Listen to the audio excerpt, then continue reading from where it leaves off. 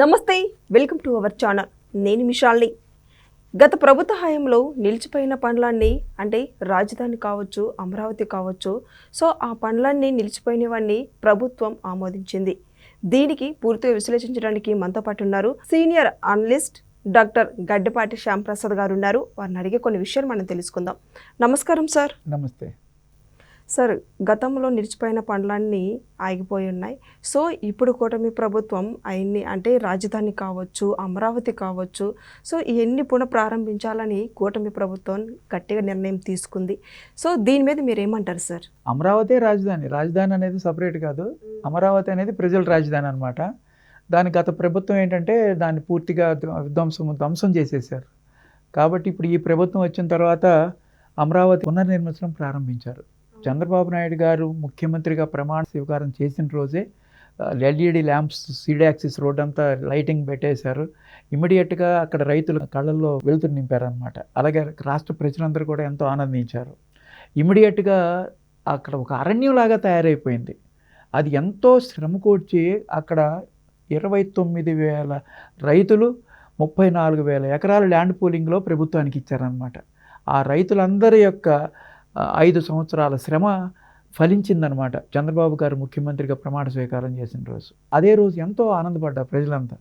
ఎందుకంటే అమరావతి అనేది రాజధానిగా మళ్ళీ నిలబెడుతున్నారు అనేది. గత ప్రభుత్వం అమరావతిని ధ్వంసం చేసి 3 రాజధానులు 3 ముక్కలాట ఆడింది. కాబట్టి దానిని ఖండించి అమరావతే ఏకైక రాజధాని, ప్రజల రాజధాని, అది అందరికీ ఆమోదయోగ్యమైన రాజధాని అనే దాన్ని చంద్రబాబు గారు తీసుకొచ్చారు.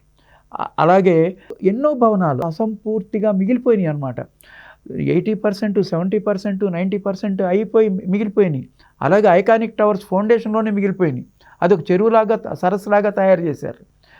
ఈ జంగిల్ ఒక అడవిలాగా అయిపోయింది మొత్తం ఆ ఏరియా అంతా. దాన్ని క్లియర్ చేయడానికి, ఆ జంగిల్ క్లియర్ చేయడానికి 36 కోట్లు ఖర్చు పెట్టారు గవర్నమెంట్. ఇప్పుడు జంగిల్ మొత్తం క్లియర్ అయిపోయింది. ఇప్పుడు ఏ పనైనా చేయటానికి ఒక వాతావరణం ఏర్పడింది అనమాట అక్కడ.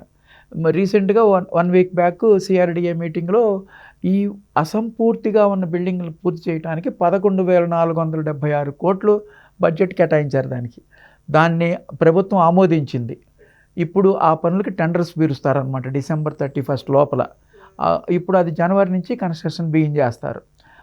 బిగిన్ చేసే వాటిలో ముఖ్యంగా రోడ్స్ అన్నీ విధ్వంసం చేసేసారు. రోడ్స్ తవ్వి అమ్ముకున్నారు. దాని నష్టం 250 కోట్లు. ఆల్రెడీ ఇన్కంప్లీట్గా ఉన్న బిల్డింగ్స్లో ఉన్న ఫర్నిచర్ అంతా అమ్ముకున్నారు, ధ్వంసం చేసేసారు అనమాట. ఆల్రెడీ ఏ భవనాలు 2019లో కనుక స్టార్ట్ చేసి పూర్తి చేయగలిగితే 2,500 కోట్లు మనకి నష్టం తప్పేది. ఇప్పుడు 11,400 కోట్లలో దగ్గర 9,000 కోట్లే పనే అది. కానీ ఆ 2,500 కోట్లు నష్టం అనమాట. ఆ రేట్లు పెరిగినందువల్ల మెటీరియల్స్ కానీ అన్నీ లేబర్ ఛార్జెస్ కానీ అన్నీ పెరిగిపోయి 11,476 కోట్లు అయింది. అంటే 2,500 కోట్ల నష్టం అట్లా జరిగింది. విధ్వంసం ద్వారా 250 కోట్ల నష్టం జరిగింది. అలా 11,476 కోట్లు దానికి కేటాయించారు అసంపూర్తిగా ఉన్న బిల్డింగ్లకు కానీ ఇన్ఫ్రాస్ట్రక్చర్కి కానీ. ఆ ఇన్ఫ్రాస్ట్రక్చర్స్లో రోడ్స్కి కానీ, డ్రైనేజీకి కానీ, డ్రింకింగ్ వాటర్ కానీ, పవర్కి కానీ ఇప్పుడు 2,500 కోట్లు కేటాయించారు. ప్రస్తుతం ఈ 11,476 కోట్లలో 2,500 కోట్లు రోడ్స్కి, వాటర్కి, డ్రింకింగ్ వాటర్కి, డ్రైనేజీకి, ఎలక్ట్రిసిటీకి. ఇంకా తర్వాత ఈ ఫ్లడ్ వాటర్ మేనేజ్మెంట్కి 2 వాగులు, పాలవాగు, కొండవీటి వాగు అని 2 వాగులు ఉన్నాయన్నమాట. అలాగే ఒక గ్రావిటీతో ఒక కెనాల్ తీస్తున్నారు. అలాగే రిజర్వాయర్స్ 2 తీస్తున్నారు అనమాట. ఇదంతా ఫ్లడ్ వచ్చినప్పుడు కంట్రోల్ చేయడం కోసం ఏర్పరుస్తున్నాయి అన్నమాట. ఇవన్నీ దానికి 1,500 కోట్లు పెట్టారనమాట. ఇలా కాకుండా రైతులు ఇప్పుడు దగ్గర 34,000 ఎకరాలు ఇచ్చారు కదా ల్యాండ్ పూలింగ్లో. వాళ్ళకి ప్లాట్లు ఇవ్వాలి. ఆ ప్లాట్లు ఇవ్వడానికి ఆ ప్లాట్ల కోసమని ఇన్ఫ్రాస్ట్రక్చర్ కావాలి. ఇన్ఫ్రాస్ట్రక్చర్ అంటే వాళ్ళకి రోడ్లు ఏర్పరచాలి, వాళ్ళకి పవర్ ఇవ్వాలి, వాళ్ళకి డ్రింకింగ్ వాటర్ ఇవ్వాలి, డ్రైనేజ్ ఫెసిలిటీ ఇవ్వాలి, డిఫరెంట్ సర్వీసెస్ అన్నీ ఇవ్వాలన్నమాట. వాడికి 3,800 కోట్లు కేటాయించారు. అలాగే హ్యాపీనెస్ట్ అని ఒక 12 టవర్స్ 1,200 అపార్ట్మెంట్స్ కట్టడం కోసం అనౌన్స్ చేశారు. ఎవరైనా సరే దాంట్లో బుక్ చేసుకోవచ్చు. దానికి 2014-19 మధ్యలో దాన్ని అనౌన్స్ చేశారు. పర్టికులర్ టైం పెట్టినప్పుడు వితిన్ 2 minutesలో 1,200 అపార్ట్మెంట్స్ బుక్ అయిపోయినాయి అన్నమాట. దానికి అందరూ 5 లక్షలు, 7 లక్షలు, 10 లక్షలు అడ్వాన్సెస్ కట్టేశారు. ఈ గత 5 సంవత్సరాల్లో దాని నిర్మాణం అసలు పెట్టలే. వాళ్ళందరికీ ఇది హ్యాపీ వార్త ఏంటంటే ఇప్పుడు ఈ 11,476 కోట్లలో 950 కోట్లు దానికి కేటాయించారు. అదే కనుక 2019లో కనుక ఆ నిర్మాణాలు పూర్తయితే 750 కోట్లతో అయిపోయేది. అక్కడ కూడా 200 కోట్లు నష్టం అనమాట. హ్యాపీనెస్ట్లో ఇన్వెస్ట్ చేసిన వాళ్ళందరికీ ఇది చాలా శుభవార్త అనమాట. అలాగే ఎన్జిఓస్కి దగ్గర ఒక 1100 అపార్ట్మెంట్స్ ఉన్నాయి. అది కంప్లీట్ అవ్వడానికి ఒక 500 కోట్లు కేటాయించారు. అలాగే గెజెట్ ఆఫీసర్స్కి ఫోర్త్ క్లాస్ ఎంప్లాయీస్కి వాళ్ళకు ఒక 1400 అపార్ట్మెంట్స్ ఉన్నాయి. అవి ఇన్కంప్లీట్గా ఉన్నాయి. దానికి ఒక 600 కోట్లు కేటాయించారు.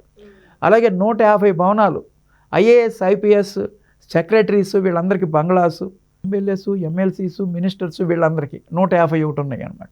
ఆ 151కి 600 కోట్లు కేటాయించారు. ఇలా ఈ మొత్తం కలుపుకుంటే 11,476 కోట్ల రూపాయలు సరిపోతుంది అనమాట. This is all initial expenditure of incomplete buildings and roads and infrastructure of returnable flats. అలాగే ఇప్పుడు 5 ఐకానిక్ టవర్స్ వస్తాయి అడ్మినిస్ట్రేషన్కి. అది కాక అసెంబ్లీ అండ్ హైకోర్టు ఈ మూడింటిని కూడా ఈ నెలాఖరు లోపల వాటికి కూడా బడ్జెట్ కేటాయించి ఈ నెలాఖరు లోపల వాటికి కూడా టెండర్లు పిలుస్తారు. ఇలా అమరావతి యొక్క పునర్నిర్మాణం ప్రారంభం జనవరి 2025 ప్రారంభం అవబోతుంది అనమాట. అది ఈ అన్నీ 9 నెలలు 10 నెలలు 1 ఇయర్ అట్లా పెట్టారు దీనికి డ్యూరేషన్. కరెక్ట్గా ఒక 1 ఇయర్లో ఒక మంచి ఒక రూపం తీసుకొస్తుంది అమరావతి అనమాట. కాబట్టి మనం పునర్నిర్మాణం మొదలైంది. అందరు రైతుల్లో ఆంధ్ర ప్రజల్లో ఎంతో సంతోషంగా ఉన్నారు. 1 ఇయర్ వెయిట్ చేద్దాం, చూద్దాం. మన అందరం వెళ్ళి అమరావతి. ఇంకా చాలా ఉన్నాయి. రాజధానిలో ఆల్రెడీ మనకి ఎస్ఆర్ఎం యూనివర్సిటీ ఉంది, విట్ యూనివర్సిటీ ఉంది, అమృత యూనివర్సిటీ ఉంది, అట్లాగే ఎన్ఐడి ఉంది. వీటిలో ఆల్రెడీ దగ్గర 20-30 వేల స్టూడెంట్స్ అక్కడ ఉన్నారు. ప్రస్తుతం XLRI ఒక ఇన్స్టిట్యూట్ వస్తుంది, మేనేజ్మెంట్ ఇన్స్టిట్యూట్. అది జంషెడ్పూర్లో ఉంటుంది. అది ఇండియాలో మొన్న వరకు ఒక్క జంషెడ్పూర్లోనే ఉండేది. చాలా మంచి ఇన్స్టిట్యూట్ అది. తర్వాత అది ఢిల్లీలో పెట్టారు, ఇదే XLRI. ఇప్పుడు అమరావతిలో పెట్టడానికి వాళ్ళు 2014-19లోనే 50 ఎకరాలు తీసుకున్నారు. మళ్ళీ ఇప్పుడు వచ్చి XLRI దాంట్లో పెట్టబోతున్నారు. అట్లాగే బిట్స్ పిలానీ ఇండియాలో ఉంది, గోవా, హైదరాబాదు, పిలానీలో మాత్రమే, అది దుబాయ్లో ఉంది. ఇప్పుడు మళ్ళీ అమరావతిలో బిట్స్ పిలానీ పెట్టబోతున్నారు. వాళ్ళు కూడా ల్యాండ్ కోసం చూస్తున్నారు. ఒక 50 ఎకరాలు ఎక్కడో లొకేట్ చేసుకున్నట్టున్నారు. అలా already all India institute of medical sciences ఉంది, అది దాంట్లో మెడికల్ కాలేజీ ఉంది. అలా ఎడ్యుకేషన్ సెంటర్గా కూడా ఇది అవుతుందన్నమాట. ఆల్రెడీ మెడికల్గా ఈఎస్ఐ హాస్పిటల్ వస్తుంది. ఈఎస్ఐ హాస్పిటల్ అంటే లేబర్ డిపార్ట్మెంట్కి చెందింది. ఆరోగ్యము విద్య రెండిటికి అది ఒక పెద్ద హబ్గా తయారవుతుంది అనమాట. All India institute of medical sciences, ESI hospital, అలాగే మెడికల్ కాలేజీ, ఎయిమ్స్లో మెడికల్ కాలేజీ ఉంది. అలాగే ఎస్ఆర్ఎం యూనివర్సిటీ వాళ్ళు కూడా మెడికల్ యూనివర్సిటీ పెట్టబోతున్నారు. అలాగే ఆర్టిఫిషియల్ ఇంటెలిజెన్స్ యూనివర్సిటీ పెడతానంటున్నారు. అలాగే ఎనర్జీ యూనివర్సిటీ రాబోతుంది. అమరావతిలో వస్తుందో మరి ఎక్కడ వస్తుందో చంద్రబాబు గారు నిన్న డీప్ టెక్నాలజీ సదస్సులో దాన్ని అనౌన్స్ చేశారు. ఇలా ఇన్ని రకాలుగా అమరావతి వృద్ధి చెందబోతుంది అనమాట. అలాగే డీప్ టెక్నాలజీ ఐకానిక్ టవర్ ఒకటి కట్టబోతున్నారు. హైదరాబాద్లో సైబర్ టవర్స్ ఎట్లా ఐకానిక్ హైదరాబాద్కి, అట్లా అమరావతికి డీప్ టెక్నాలజీతో ఐకానిక్ టవర్ పెట్టబోతున్నారు అనమాట. ఇన్ని రకాలుగా ఎడ్యుకేషను, హెల్త్ అన్ని రకాలుగా అక్కడికి వస్తున్నాయి అన్నమాట. అలాగే railway station 57 kilometre railway track రాబోతుంది. అది ఎక్కడి నుంచి అంటే ఖమ్మం జిల్లా ఎరుబాలెం నుంచి గుంటూరు జిల్లా నంబూరు వరకు. దాంట్లో కృష్ణానది మీద 3 కిలోమీటర్ల బ్రిడ్జ్ అయిపోతున్నారు. ఆ బ్రిడ్జి ఐకానిక్ బ్రిడ్జ్గా రాబోతుంది అనమాట. అమరావతిలో ఐకానిక్ రైల్వే స్టేషన్ కట్టబోతున్నారు అనమాట. ఎందుకంటే దీని అడ్వాంటేజ్ ఏంటంటే మెయిన్గా క్యాపిటల్లో ఉన్న అమరావతి కోర్ క్యాపిటల్లో నుంచే మెయిన్ ట్రాక్ అంతా వెళ్తుంది అనమాట. ఎక్కువ ఏరియా 57 కిలోమీటర్లో. ఆల్రెడీ ల్యాండ్ కొనాల్సిన అవసరం లేదు. ఆల్రెడీ ల్యాండ్ పూలింగ్లో ల్యాండ్ మా గవర్నమెంట్ చేతిలోనే ఉంది. కాబట్టి ఇమీడియట్గా రైల్వే ట్రాక్ కన్స్ట్రక్షన్ బిగిన్ చేయొచ్చు అనమాట. కేంద్ర గవర్నమెంట్ ఎప్పుడు చేస్తే అప్పుడు ఇమీడియట్గా వాళ్ళు చేసేయచ్చు అనమాట. అలాగే విజయవాడకి మెట్రో శాంక్షన్ అయింది. స్టేట్ గవర్నమెంట్ దాన్ని యాక్సెప్ట్ చేసింది. డిపిఆర్స్ సెంట్రల్కి పంపించారు. 2 ఫేజులు ఉన్నాయి. ఒక ఫేజ్లోనేమో విజయవాడ బస్ స్టాండ్ నుంచి గన్నవరం, విజయవాడ బస్ స్టాండ్ నుంచి పెనమలూరు. రెండో ఫేజ్లో కృష్ణానది మీద నుంచి అమరావతికి ఉందన్నమాట. అది మెట్రో, అంటే మెట్రో, రైల్వే స్టేషన్, ఇన్ని రకాలుగా అభివృద్ధి చెందుతుందన్నమాట. అలా అమరావతిని చెప్పుకోవాలంటే మనకి గంటలు చెప్పొచ్చు అనమాట. Thank you sir. Thank you.